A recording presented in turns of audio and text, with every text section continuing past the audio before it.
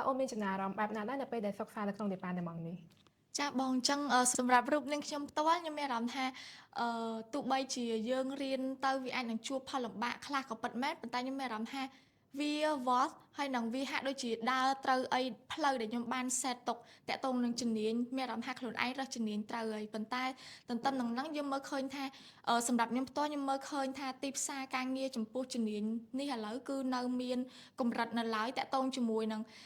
ការ research តាក់ទងជាមួយនឹងកន្លែងដែលនិស្សិតអាចទៅបម្រើការងារបានអីអញ្ចឹងគឺនៅមានកម្រិតអញ្ចឹងខ្ញុំក៏សង្ឃឹមដែរថាថ្ងៃមុខទៅឱកាសការងារសម្រាប់និស្សិតដែលលួយបែបថានៅពេលដែលយើងអាចនិយាយបានថាអឺយើងសង្ឃឹមខ្ញុំសង្ឃឹមថាប្រទេសជាតិយើងថ្ងៃមុខទៅអាវិស័យនៃការសិក្សាស្រាវជ្រាវនៃការពិសោធន៍ផ្សេងៗនោះគឺមានការរីកចម្រើនតទៀតហើយយើងក៏សង្ឃឹមដែរថាពួកយើងដែលកំពុងតែជានិស្សិតបច្ចុប្បន្នហ្នឹងនឹង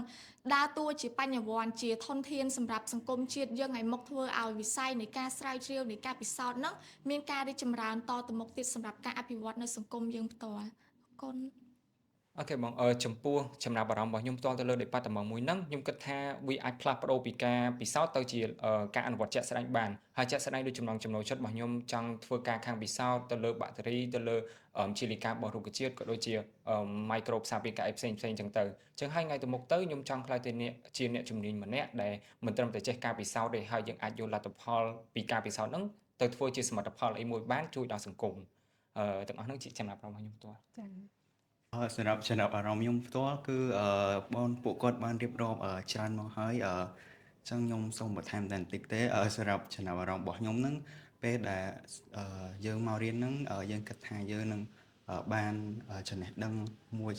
ទៅប៉ុន្តែដល់ពេលដែលយើងមករៀននៅក្នុង department ហ្នឹងផ្ទាល់វាមានអីច្រើនលើសពីការរំពឹងទុករបស់យើងហ្នឹងដែលត្រូវឲ្យយើងទៅសិក្សាស្រាវជ្រាវបន្ថែមទៀតហើយវាក៏ជាអាចនិយាយបានថាជាមូលដ្ឋានគ្រឹះមួយសម្រាប់បើកផ្លូវឲ្យយើងទៅបន្តនៅអ្វីដែលយើងចង់ធ្វើនឹងបន្តទៀតចឹងចា៎ចា៎អរគុណអូនចា៎ចា៎ចា៎ចា៎